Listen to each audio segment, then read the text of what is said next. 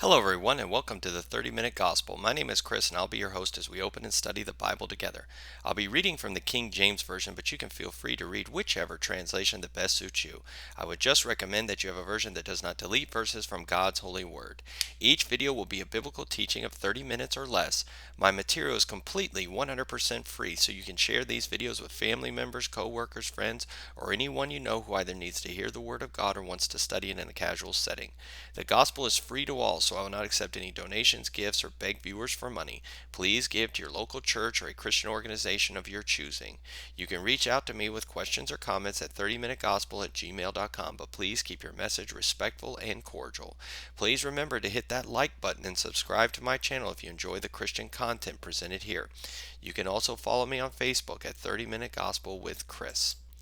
Well, welcome again, everybody. We are on video 11. We're talking about male and female nature, the relationships in the Bible, okay, and explaining what's going on. All right.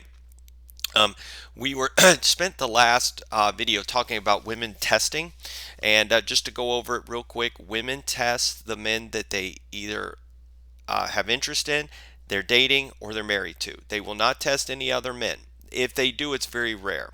But they will test the men for strength. Why? Because of what happened at the Garden of Eden with Adam and Eve. Eve got Adam to be weak. His weakness cost the human race everything. It broke this earth. It caused death and destruction. And so ever since then, women have never been able to fully 100% trust men.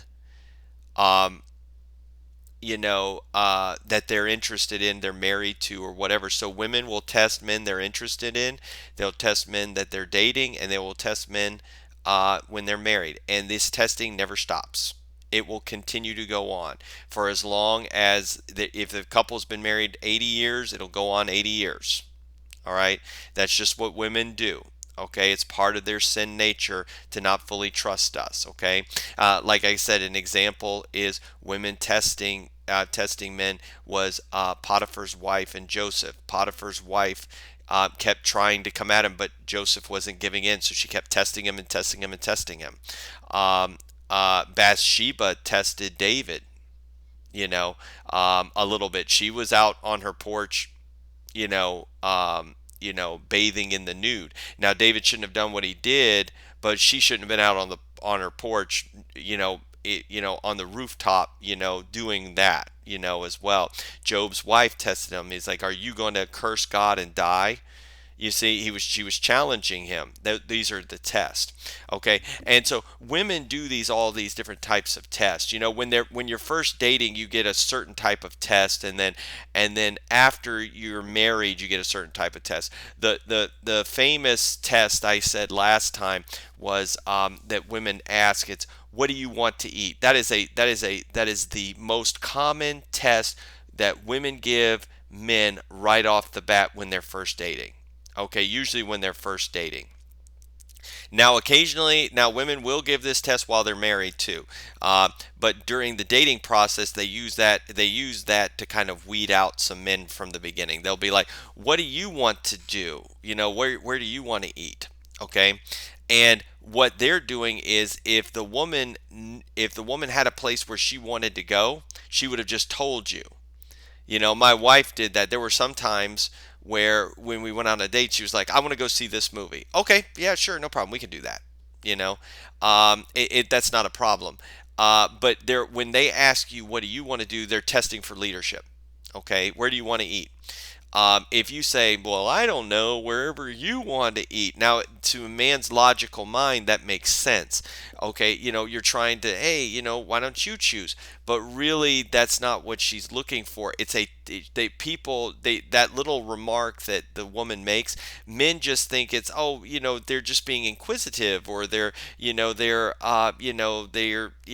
just like, just it's something small. But to a woman, no, it's a lot, because what they're looking for is, they're looking for leadership. They're looking for you to say, "Hey, we're eating at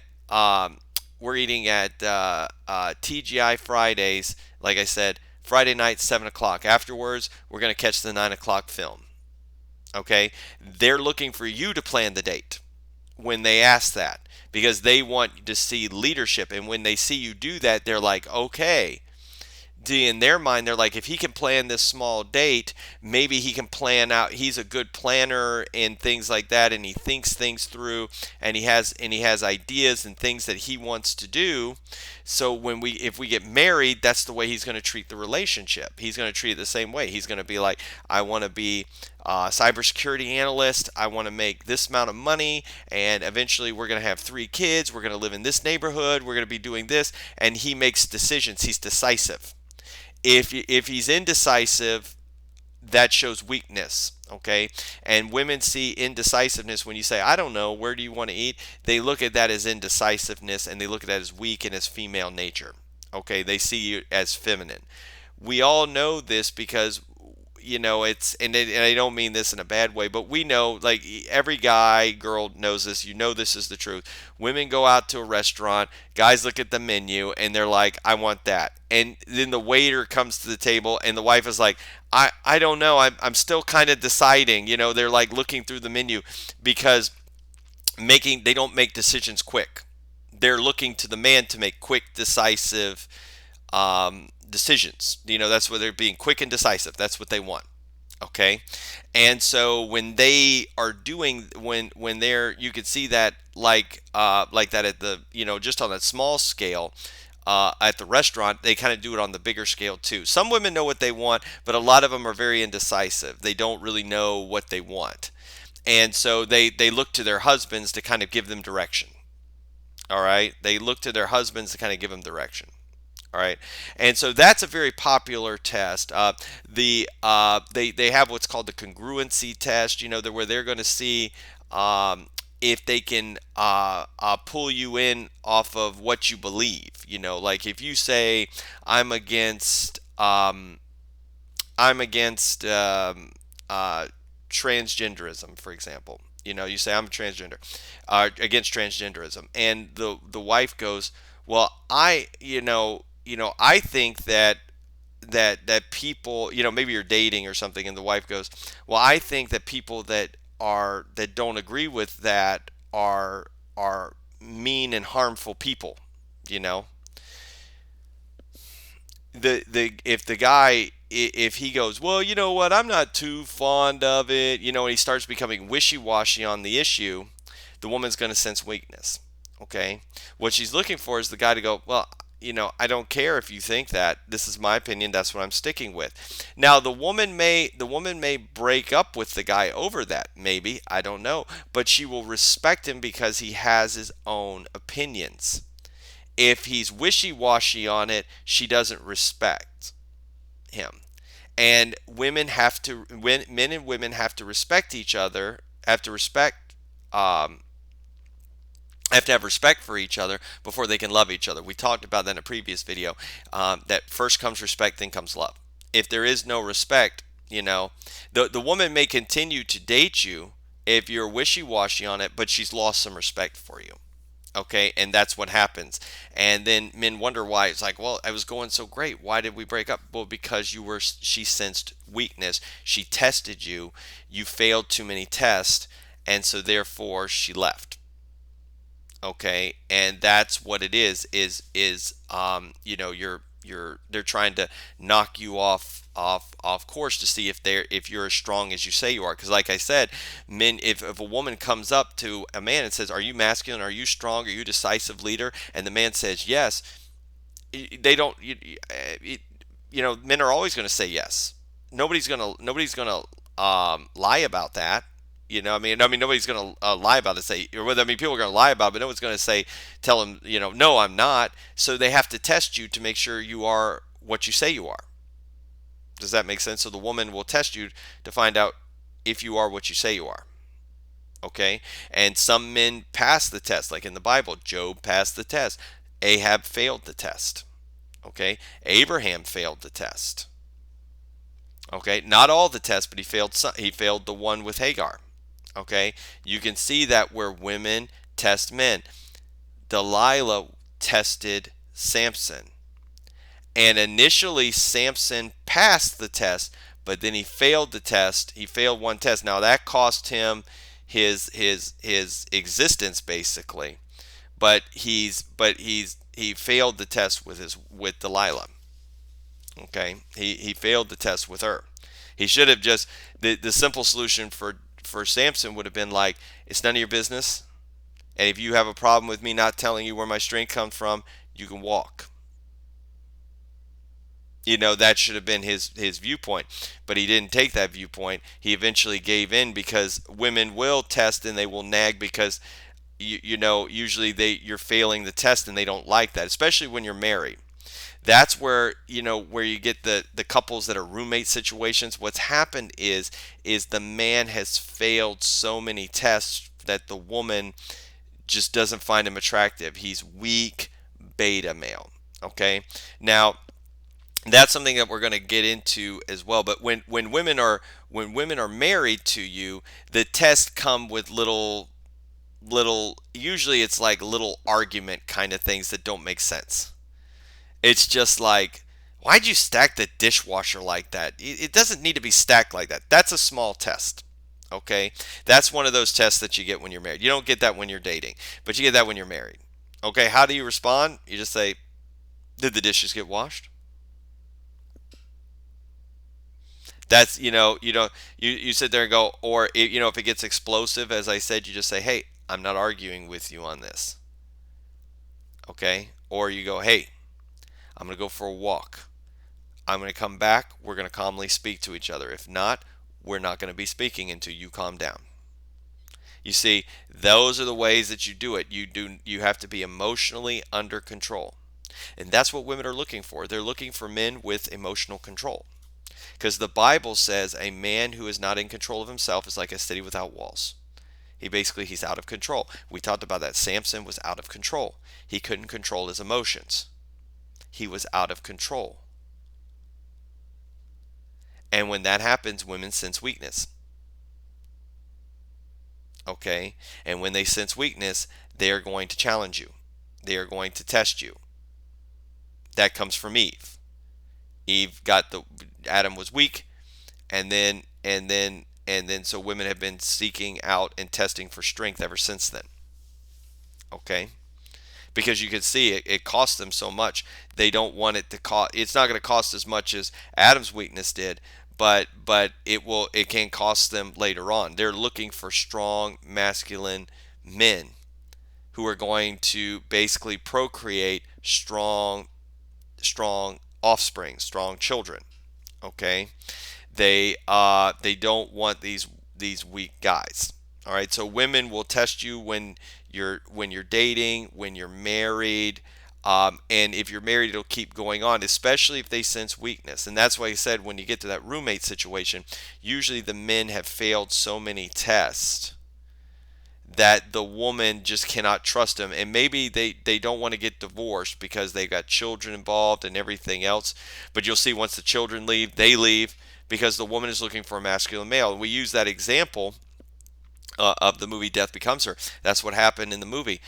Bruce Willis he was weak. He was weak, but it would have cost Meryl Streep too much money to divorce him. So they stayed together, but he became a weak, you know, um, that's what she called him. She called him. She didn't call him a man. She goes, I don't need a a weak male, and she says, and she goes broken down, she called him soft, these are what she's looking for, that strong masculine male.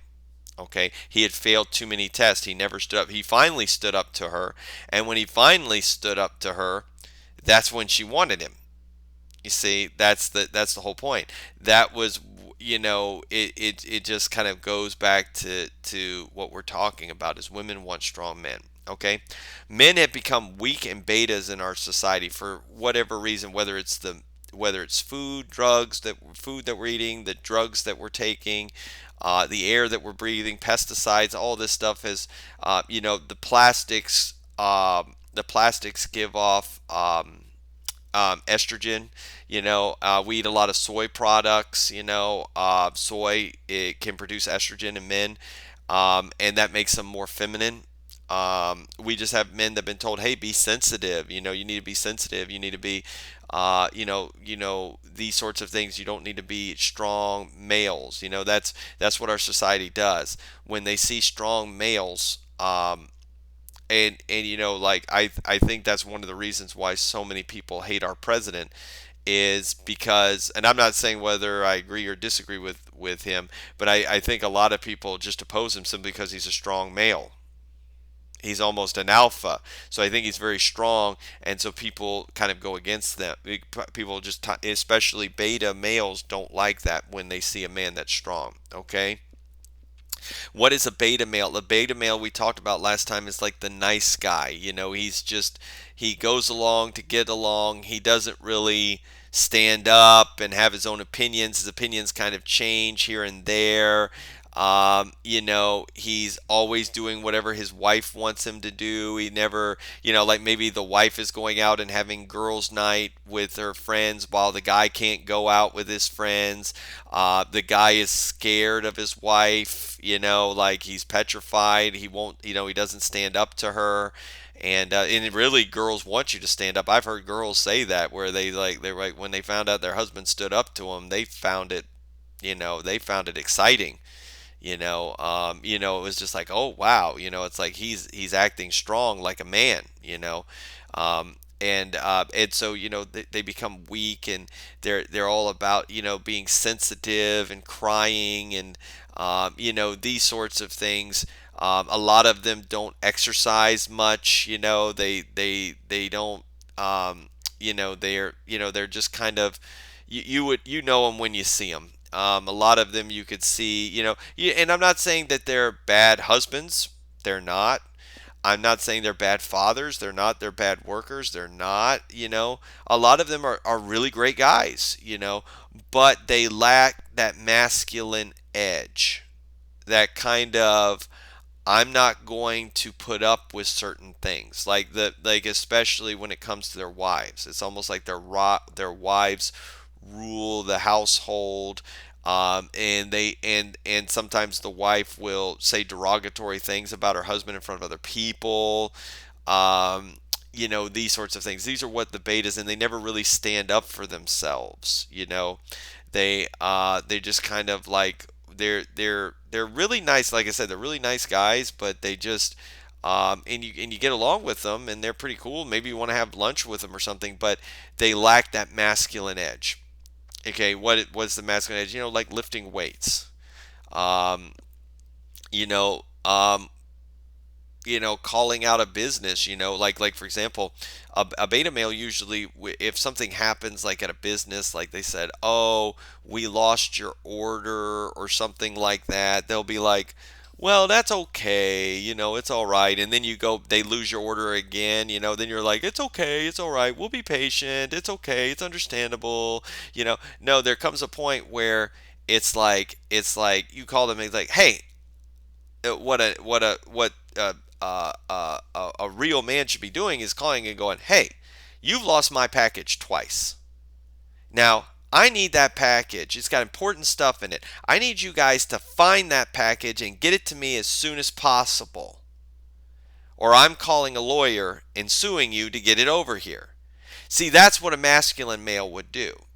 You see, maybe they might be sensitive at the first part. Oh, you lost it. Okay, fine. We can be understandable. But after the second or third time, the beta kind of keeps allowing it to happen, and then not standing up and saying, you need to do this, you need to do that. Or if a business overcharges you, or or let's just say you're at a restaurant and the meal or the waiter's really bad, and you're just like, well, it's okay, it's all right, blah blah blah blah blah. No, a masculine man would say, can I need to speak to your supervisor, please, because I need to let him know, that this is what happened during this thing.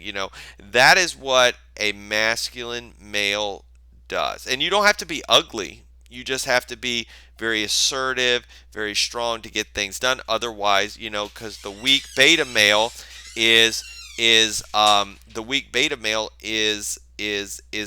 the doormat. And girls don't want that. They want a guy that'll stand up, and because if you can't stand up to the company that lost your package, how are you going to stand up to the 250-pound muscle-bound guy who breaks into your house to try to rob you? How she's not going to feel safe. So this kind of beta male is what they are. You don't, I tell people not to be alphas too, because alphas can be really jerks. They can be insensitive, lack emotion, these sorts of things. The beta male has emotion, but they have too much of the emotion, and they're too much of a nice guy. So the good mix is, and what I try to be in my family is what they call the sigma male. He's the kind guy. He's the one that'll play with the children. He's the one that will hold his wife if a family member dies or she's going through an emotional storm. He's the kind of guy that would pray with friends, and things like that, and be very sensitive, and these sorts of things. That they will be very kind. They'll be kind. They'll give money to charity or volunteer or these sorts of things. But they can also be assertive and leading all as well. They're like the mixture between the two. So they'll be the ones that will. You see, the alpha, the minute the package doesn't arrive, they're already calling the company, need to get it here now, blah, blah, blah. The sigma might say, okay, I understand. Okay, but then the second time, then if they lose the package, then he'll say something. Okay, and then it's going to be more assertive. And does that make sense? That's what happens with it. It's like the sigma male, the alpha male, if a friend does something to them, uh, they might say something, and the alpha will immediately call them out on it. A sigma might go, okay, I'm going to overlook that, but then if the person does it again, they're going to be okay. Look, you've called me a jerk twice now. Okay, I overlooked the first time. Now I'm not overlooking it again. See, that's more of the sigma. Okay, there's a little bit more understanding, but too much of our society is beta, and beta men don't lead. They just don't. They fake it. A lot of the beta males will fake it. They'll scream to the top of their lungs, like like you can see it, like some of these politicians that are really beta males, and then they get into Congress and they start screaming at the top of their lungs, but you could tell it's fake. They're not really like this. They really let society kind of run them over, and certain groups run them over, and you could tell probably their wives run things at home, and they're not really in charge. Uh, so you can tell the fakeness with the beta males, okay, and women can sense it too as well, okay. God has called men to leadership. Almost all leaders in the Bible are men. Okay, every one of them. There's very few examples of a woman leader. Okay, Jesus had God called Noah. Noah had to lead his family. God called Abraham, and then Abraham had Isaac, and then Isaac had Jacob. Jacob had 12 children, and they were 12 sons. It's not the 12 daughters, it's the 12 sons. Okay, he called Moses. He called Aaron. He called Joshua. Almost all the judges were men. Okay, he called Samuel. He called David. He called Solomon. He called Saul. Okay, then almost all the prophets were men. Then he called. Then Jesus came. Jesus had 12 disciples. They were all men. He had female followers, but they were all men. But he had female followers, but all the leadership, the 12 apostles, were men. Paul was the leader of the. He was called by God. He was, and the deacons are men, elders are men. The pastor of the church needs to be men. It's not to say women can't lead. Deborah led, okay, but it should have been Barak. Deborah led because Barak wouldn't. Okay, that's what happened. And did God bring about something good? Yes, but he said, but basically basically kind of God says your glory, Barak, is going to be given to a woman. And that's what it is Jael. If you know that, put the tent peg through Sisera's head, okay, and Deborah had to lead, But that's very few examples of where women, God does use Esther, for example, and Rahab. He does use them, but they're exceptions to the rules, not the rule. And usually it's because, like I said, Barak wouldn't lead. Um, uh, the Jews were in a position in where a man couldn't lead, and really the reason why God had to use Esther is because the Jews didn't go back to the land in 500 BC when Cyrus let them go. They didn't listen to God. The book of Esther should have never been written. It should have never have happened. But that was just because the Jews had become complacent in Persia.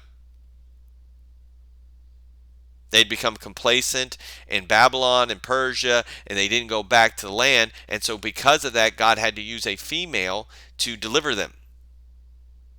But it was never God's intent to really ever use Esther. Esther should have never been in that land. Esther should have been back in the land of Israel. We thank God for using Esther, but it should have never happened. So he's called um, so he's called men to lead. It says women are made to submit. That's what they are. That's why God says that they're made to submit to the man. Okay, as long as the man is showing Christian leadership, godly leadership, the woman should submit. The woman should never submit if the man is doing imbecilic things or things against the Bible. Like if the man told the woman, for example, to kill our children, though of course the woman shouldn't do that. I'm using that as an extreme example. The woman shouldn't do that. She should submit to that, but she should submit as long as it's godly leadership. Um, when this gets out of order, an example of this, so women are supposed to submit when it gets out of order. An example of this is feminism. Women will get angry because they are acting like men and it is against their female nature. We've talked about that. That's why the feminists get so mad. Okay, that's why they get so mad. Is because and they try to look like men. They cut their hair like men. They try to act like men. They try to act very alpha and everything else. And that's not attractive to men. It just isn't. And so, but yeah, women. That's usually because women um, are. It's from what happened in Genesis. It says that they're going to try to rule over men. That's what they're going to do. Okay. But yeah, the beta male leadership is what's been happening a lot. With men, and it's kind of it's led to women being dissatisfied in their marriages because they don't have an alpha mindset. Now, when the men are originally dating the women, they exude an alpha mindset. A lot of times, because a lot of them are planning dates. A lot of them have their own lives. They've got their friends and all this other stuff.